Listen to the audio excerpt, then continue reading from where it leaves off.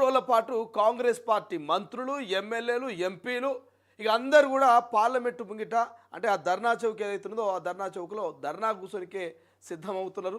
ఎట్టి పరిస్థితుల్లో బీసీలకు 42% రిజర్వేషన్ అమలయ్యిందాక మేము అక్కడికి వెళ్ళి లేసేదే లేదని చెప్పేసి ముఖ్యమంత్రి రేవంత్ రెడ్డి మంత్రివర్గం నిన్న తేల్చి చెప్పారు.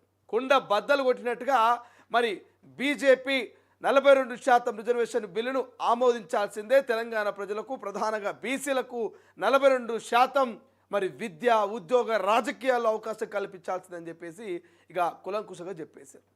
సో ఆప్షన్ ఏం లేదు. కాంగ్రెస్ ముందు ఉన్నటువంటి ఏకైక ఆప్షన్ ఒకటి ఢిల్లీ మెడలు వంచి మరి పార్లమెంట్లో ఆ బీసీ బిల్లును అమలు చేయడం, లేదంటే గవర్నర్ దగ్గర ఉన్నటువంటి ఆర్డినెన్స్ ఏదైతుందో ఆర్డినెన్స్ గ్రీన్ సిగ్నల్ రావడం.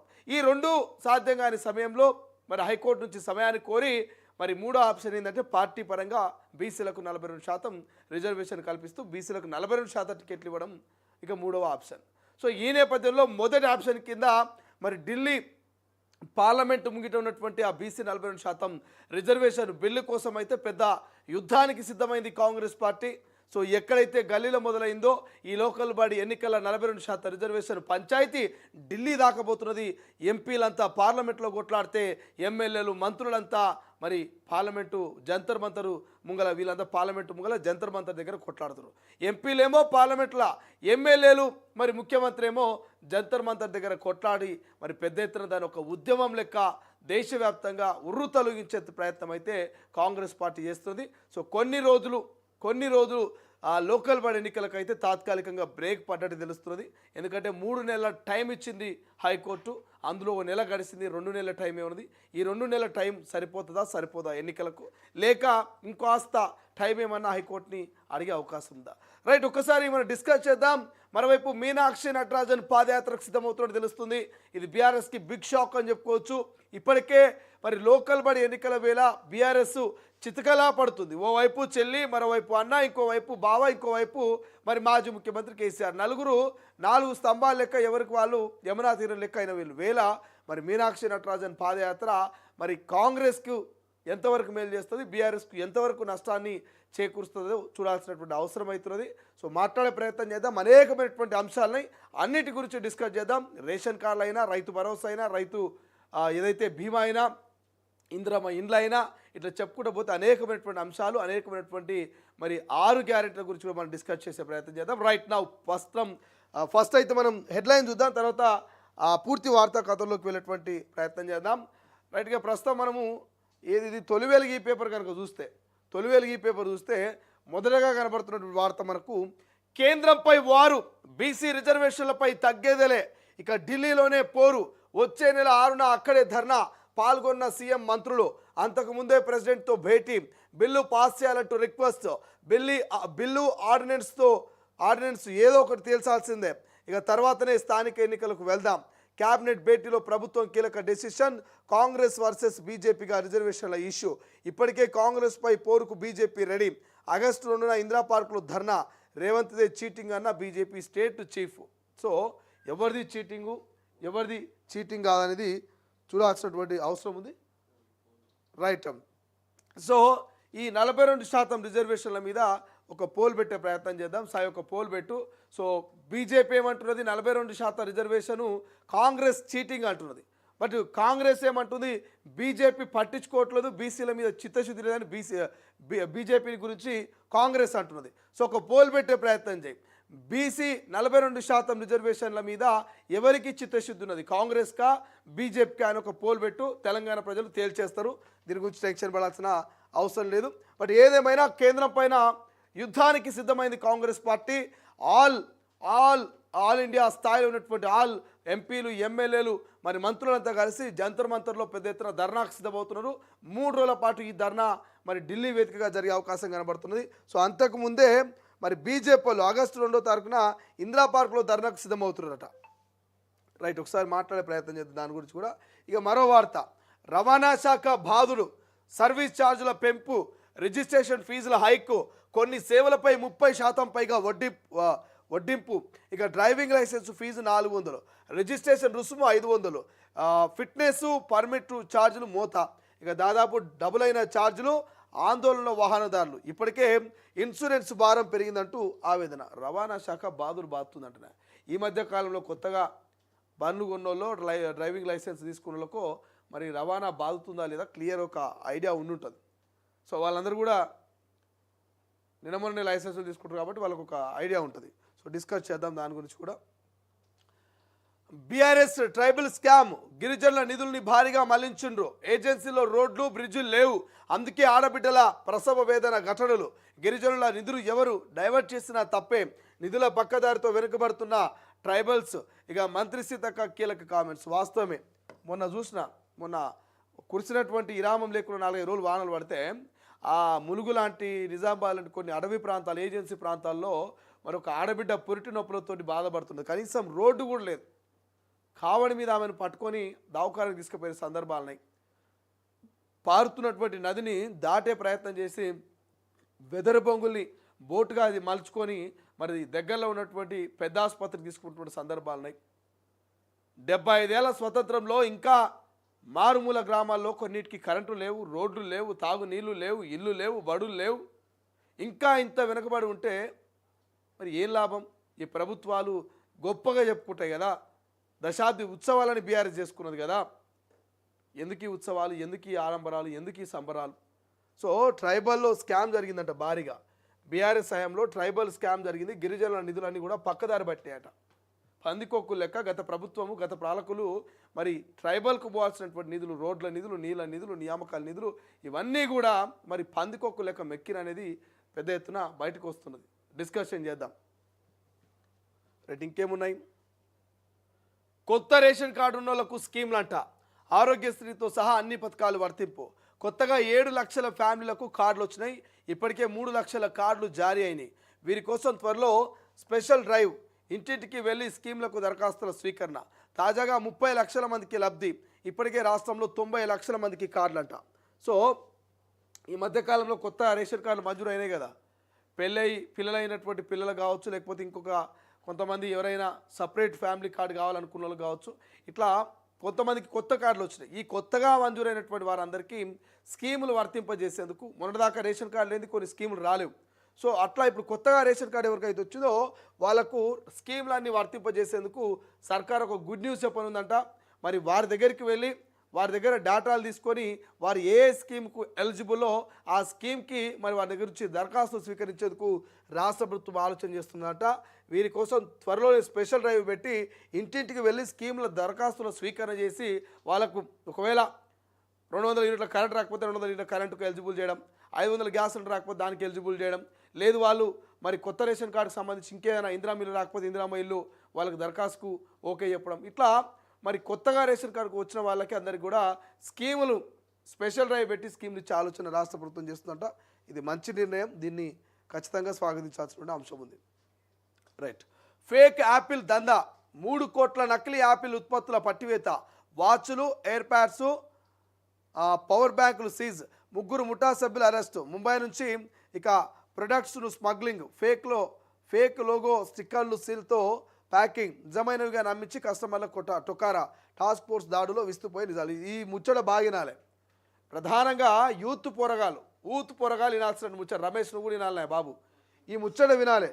ఈ మధ్యకాలంలో కొంతమంది దసరా సేల్ అని, దీపావళి సేల్ అని, అమెజాన్లో చూసినా, నేను ఆడ చూసినా, నేను నీడ చూసినా, ఈ షాప్లో ఆఫర్ పెట్టరు, ఆ షాప్లో ఆఫర్ పెట్టరు అని అగ్వకే వస్తుంది యాపిల్ ఫోను, అగ్వకే వస్తుంది యాపిల్ ఎయిర్ ప్యాడ్స్, అగ్వకే వస్తున్నాయి యాపిల్ బ్లూటూత్. ఇట్లా చెప్పుకుంటా వాళ్ళు కొన్నదే కాక ఇంకొని కూడా కొనిపిస్తున్నారు.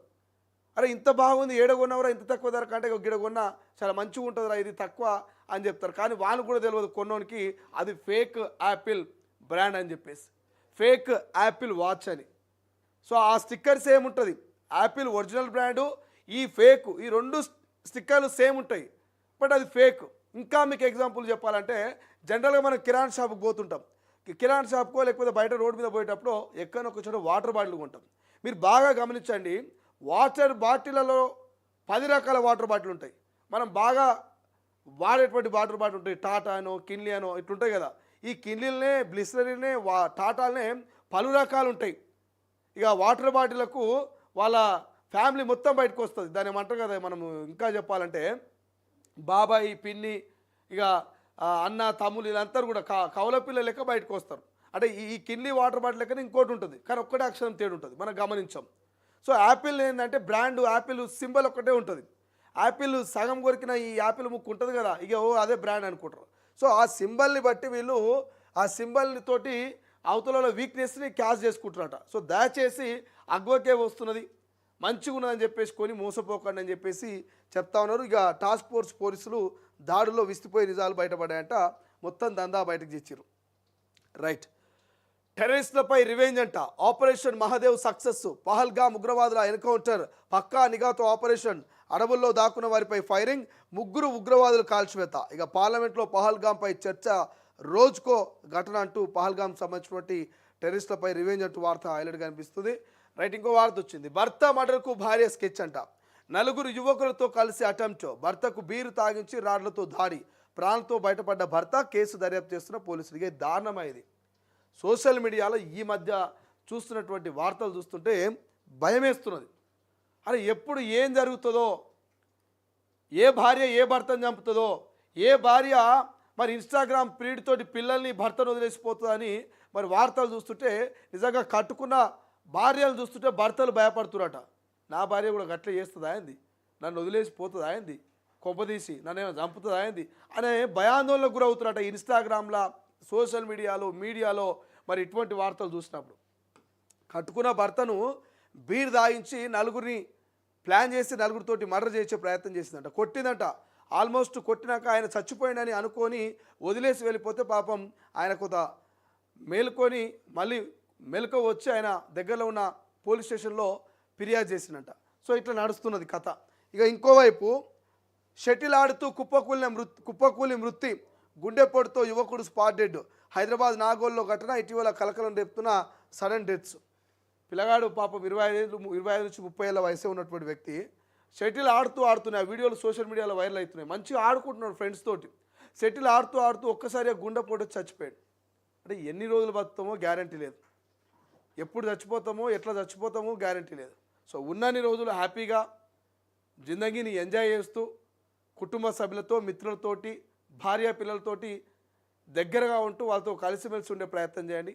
సో డబ్బెంబడో ఇంకో దాని ఎంబడో పగా ప్రతీకారాలను తిరిగితే ఉన్నటువంటి జీవితాన్ని ఎంజాయ్ చేయలేరు.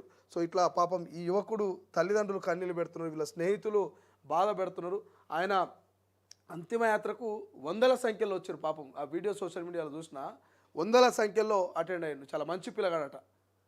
సో దయచేసి ఉన్న లైఫ్ని ఎంజాయ్ చేయండి, పగా ప్రతీకారాలని చెప్పేసి సమయాన్ని వృధా చేసుకోకండి. రైట్, ఒకసారి ఈనాడులో చూస్తే పహల్గామ్ ఉగ్రదాడి సూత్రధారి సులేమాన్ హతమంటూ ఆ వార్త కనిపిస్తుంది.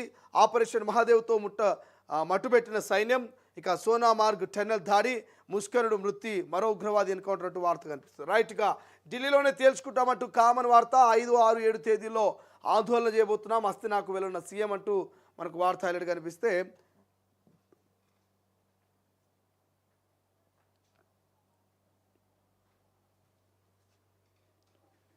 ఆంధ్రజ్యోతిలో చూద్దాం. ఆంధ్రజ్యోతిలో కూడా హైలైట్ అంశం అదే, రాష్ట్రపతిని కలుద్దామంటూ హైలైట్ అంశం మనకు కనబడుతుంది. బీసీ రిజర్వేషన్ల కోసం కేంద్రం మీద ఒత్తిడి పెంచుదాం, 3 రోజులు ఢిల్లీలోనే ఉందామంటూ ఒక వార్త. ఇక ప్రత్యేక రైల్లో ఢిల్లీ కంట, ఎమ్మెల్యేలు బీసీ సంఘాల నాయకులు అందులోనే ప్రయాణం, వీలైతే పలువురు మంత్రులు కూడా అదే రైల్లో. ఇక రాష్ట్రపతితో భేటీ తర్వాత పార్టీ అధిష్టానంతో చర్చించే అవకాశం. ఇక హైకోర్టుకు 4 అదనపు జడ్జీలు, చలపతిరావు, రామకృష్ణారెడ్డి, ప్రవీణ్ కుమార్, గౌస్, మొహిదుల్లా నియామకం అంటూ వార్త కూడా హైలైట్ కనబడుతుంది. రైట్, ఇతర రాష్ట్రాల్లోనూ సృష్టి దందా, తెలంగాణతో పాటు పలు రాష్ట్రాల్లో నమ్రతకు ఏజెంట్లు, అబార్షన్ కోసం వెళ్ళే వారికి డబ్బు ఆశ చూపించి వల. 4-5 ఏళ్ల క్రితం కూడా హైదరాబాద్లో ఇదే తరహాలో శిశు విక్రయాలకు పాల్పడినట్టుగా గుర్తించిన పోలీసులు. ఇక నిందితుల విచారణకు కోర్టులో కస్టడీ పిటిషన్. సృష్టి ఫెర్టిలిటీ సెంటర్లో ఏం జరుగుతుంది సార్, పోలీసులను ప్రశ్నిస్తున్న పలువురు దంపతులు. ఇక ఫెర్టిలిటీ కేంద్రంలో తనిఖీలు, సృష్టి ఘటన నేపథ్యంలో సర్కార్ సీరియస్. రాష్ట్ర వ్యాప్తంగా 292 కేంద్రాలు, గ్రేటర్లోను 213 అంట. మొత్తం మీద హైదరాబాద్లో ఎక్కువనే కదా ఆయన. బిచ్చగాల వీర్యం, అడ్డాకూలీల అండం. ఇక ఫెర్టిలిటీ దందాలో వికృత పార్శ్యాలంటూ వార్త కనిపిస్తుంది. ఇక బిచ్చగాల వీర్యంతో, అడ్డాకూలీల అండంతో పిల్లలకు మరి 40 నుంచి 30 లక్షలు వసూలు చేసి మరి వేరే కుటుంబ పిల్లలు కావాల్సిన వాళ్ళకి ఇస్తున్నట్టుగా తెలుస్తుంది. రెడీ ఇంకేమున్నాయి? ప్రజల వద్దకు కాంగ్రెస్ 31 నుంచి ఆగస్టు 6 వరకు నియోజకవర్గాల్లో పాదయాత్ర, పాల్గొన్న మహేష్ కుమార్ గౌడ్, మీనాక్షి, మంత్రులు, నేతలు.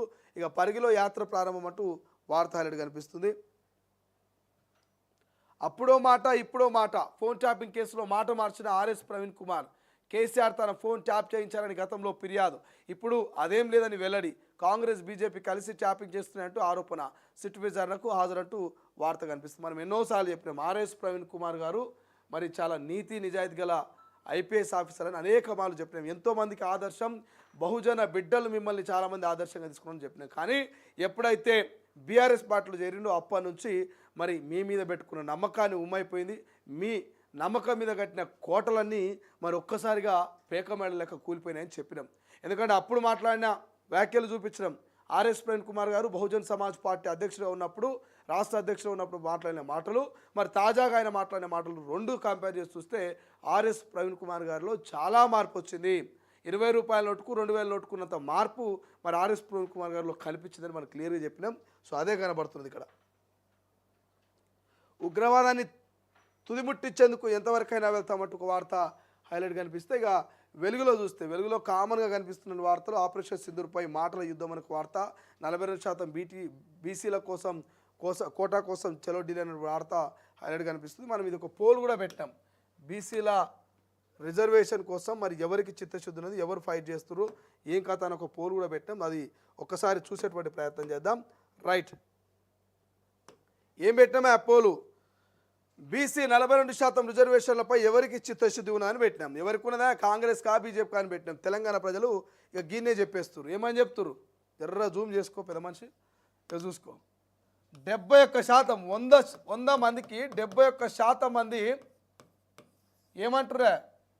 71% మంది మరి ఏమంటారు అంటే ఇది బీసీల రిజర్వేషన్ మీద కాంగ్రెస్ పార్టీకి చిత్తశుద్ధి ఉందని అంటున్నారు. ఎవరికి ఉన్నదట? కాంగ్రెస్ పార్టీకి బీసీల రిజర్వేషన్ల మీద 100కు 70 మంది, 71% మంది కాంగ్రెస్కు చిత్తశుద్ధి ఉందని చెప్పేసి ఇక్కడ మనకు ఓటేసినటువంటి పరిస్థితి మనకు కనిపిస్తుంది. సో తెలంగాణ ప్రజలు ఇక్కడ తేల్చేస్తున్నారు. 70% మంది, 100కు 70% మంది మరి కాంగ్రెస్కి బీసీల మీద 42% రిజర్వేషన్ల మీద చిత్తశుద్ధి ఉన్నది. బీజేపీకి లేదు, కేవలం 30% మందే ఓట్లు వేసారు. సో ఇట్లున్నది. డిస్కషన్ చేద్దాం ఒక్కసారి. మరిన్ని అంశాలు లోతుగా మనం డిస్కస్ చేసే ప్రయత్నం చేద్దాం. ఎక్కడి దాకా వచ్చినాము? వెలుగులో వచ్చినాం. సో వెలుగులో హైలైట్ కనబడుతున్న అంశం ఏముంది? ఇక గదే రిజర్వేషన్లు.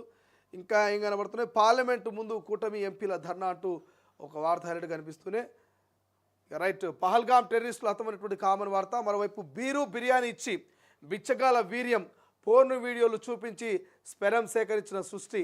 ఇక సికింద్రాబాద్ రైల్వే స్టేషన్ చుట్టుపక్కల ఉన్న బిచ్చగాలే టార్గెట్. సృష్టి కేసులో పోలీసుల దర్యాప్తు ముమ్మరం. క్లినిక్ల నుంచి కీలక ఫైలు, రికార్డులు స్వాధీనం అంటూ వార్త కనిపిస్తుంది. రైట్గా కబ్జాలో కవాల్, పలుచబడుతున్న అడవులు, పత్తాలేని పులులు అంటూ వార్త హైలైట్ కనిపిస్తే, ఇక గోదావరి బేసిన్ రాష్ట్రాలతో సంప్రదించాకే నిర్ణయం. బరకచెర్ల ప్రాజెక్టుపై కేంద్ర జలశక్తి శాఖ వెల్లడి అంటూ వార్త హైలైట్ కనిపిస్తుంది. దిశలో చూస్తే చెస్ క్వీన్ దివ్యా దేశ్ముఖ్ అంటూ వార్త హైలైట్ కనిపిస్తుంది. పహల్గా మాస్టర్ మైండ్ హతమంటూ మరో వార్త. సీజ్ ఫైర్లో అమెరికా జోక్యం లేదంటూ పార్లమెంట్ అంశం. ఇక మీనాక్షి నటరాజన్ పాదయాత్ర ఈ నెల 31న పరిగిలో ప్రారంభమంట. ఇక దశల వారీగా రాష్ట్ర వ్యాప్తంగా కార్యక్రమం. యాత్రలో పార్టీ నేతలతో భేటీలు, శ్రమదానం. పాల్గొన్న పీసీసీ చీఫ్ మహేష్ కుమార్ గౌడ్. ఇక మీడియాతో పరిగి ఎమ్మెల్యే రామ్మోహన్ రెడ్డి అంటూ వార్త హైలైట్ కనిపిస్తుంది. ఇక బీసీ బిల్లు చలో ఢిల్లీ అంటూ 5, 6, 7 తేదీలు అక్కడే మకాం అంటూ వార్త హైలైట్ కనిపిస్తే, రైట్గా ఫోన్ ట్యాపింగ్తో కేసీఆర్కు సంబంధం లేదు. ఫోన్ మెసేజ్ ఆధారంగానే 2023లో ఫిర్యాదు. ఇక సిట్ అధికారులకు ఆర్ఎస్ ప్రవీణ్ కుమార్ స్టేట్మెంటు. ప్రత్యర్థులపై సీఎంపై సిట్ ప్రయోగిస్తున్నారు. ఇక డార్క్ వెబ్ టూల్స్తో మంత్రుల ఫోన్లు ట్యాప్ చేస్తున్నారంటూ comment. So RS Praveen Kumar ఏమంటారు? ఫోన్కు మెసేజ్ వచ్చింది తప్ప మరి మాజీ ముఖ్యమంత్రి కేసీఆర్ పాత్ర లేదు, ఆయన మీద నేను ఫిర్యాదు చేయలేను అంటున్నాడు. ఫోన్ మెసేజ్ ఆధారంగానే 2023లో ఫిర్యాదు చేసినా కానీ కేసీఆర్కు సంబంధం లేదు అంటున్నాడు. మరి ఇదే ఆర్ఎస్ ప్రవీణ్ కుమార్ గతంలో ఏం మాట్లాడండి కేసీఆర్ గురించి, ఆయన ఫోన్ ట్యాప్ చేస్తుందా లేదా అన్న అంశం గురించి మనం ఎక్స్ప్లెనేషన్లో నేను ఆ వీడియో చూపిస్తాను. ఆర్ఎస్ ప్రవీణ్ కుమార్ గారిని నమ్మే వాళ్ళు నమ్మకాన్ని కోల్పోతారేమో ఇట్లా అబద్ధాలు చెప్తే. డిస్కషన్ చేద్దాం.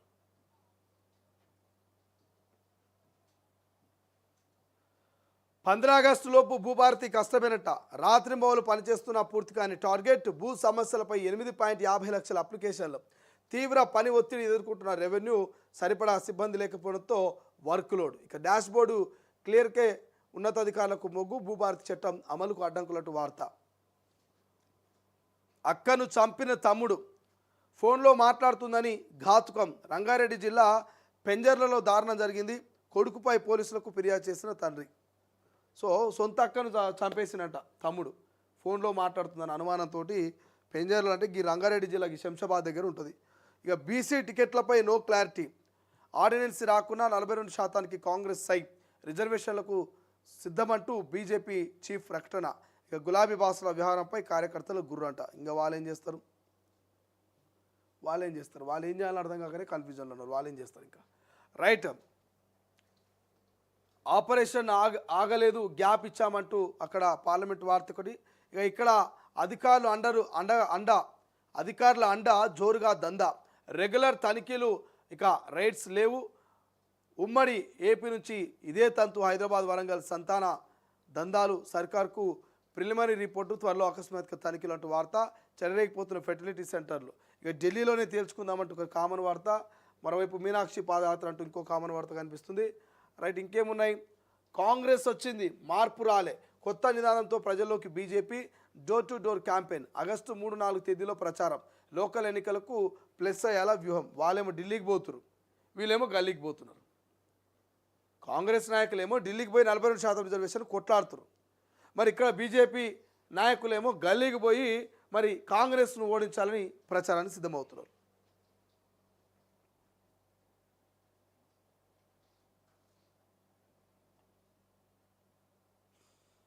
రైట్. ఇంకేమున్నాయి? బరి తెగించిన మస్తానంటూ కబ్జా కోసం ఉన్న ఇంటిని కూల్చాడంటూ ఒక వార్త అనేది కనిపిస్తుంది. ఇక నమస్తే తెలంగాణ చూద్దాం ఒకసారి. నమస్తే తెలంగాణలో బీసీ బిల్లుపై కాంగ్రెస్ హ్యాండ్సప్. 42% కోటా బాధ్యత బీజేపీదే. పొన్నం. రిజర్వేషన్లపై చేతులెత్తేసిన రాష్ట్ర ప్రభుత్వం అంటూ. చేతులెత్తేనికి ఏముందా? నాకు అర్థం కాదు. ఇలా వీళ్ళు గమ్మత్ చేస్తారే, నాకు అర్థం కాదు. ఇక సిగాజ్తో సీఎం లాలూచి అంటూ వార్త హైలైట్ కనిపిస్తుంది. అటుకే రేవంత్ సైడ్కు, మీనాక్షి ఫీల్డ్కు. తెలంగాణలో కాంగ్రెస్ ఇన్ఛార్జి పాదయాత్ర. దీని మర్మమేంటో అంటూ వార్త హైలైట్గా కనబడుతుంది. రైట్. ఇంకేమున్నాయి? ఇక బనకచెర్లకు అనుమతులు ఆగవంటూ వార్త హైలైట్గా కనిపిస్తున్నాయి. సో ఇప్పటివరకు మీకు హైలైట్గా కనిపిస్తున్నటువంటి అంశాలు ఏమున్నాయి? ఇప్పటివరకు మనకు హైలైట్గా కనిపించినటువంటి అంశాలు. కొత్తగా వచ్చిన రేషన్ కార్డులు ఏవైతున్నాయో ఆ రేషన్ కార్డు లబ్ధిదారులకు మరి అన్ని స్కీములు వర్తింపజేసేలా ఒక స్పెషల్ డ్రైవ్ను పెట్టబోతున్నట్టు తెలుస్తున్నది.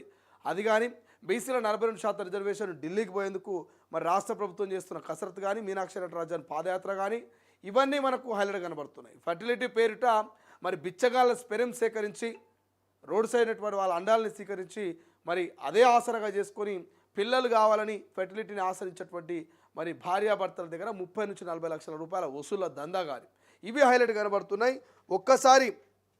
ఒక్కసారి మనం ఎక్స్ప్లెనేషన్లకు పోదాం. ఎక్స్ప్లెనేషన్లకు పోయి వాటి గురించి డిస్కస్ చేసేటువంటి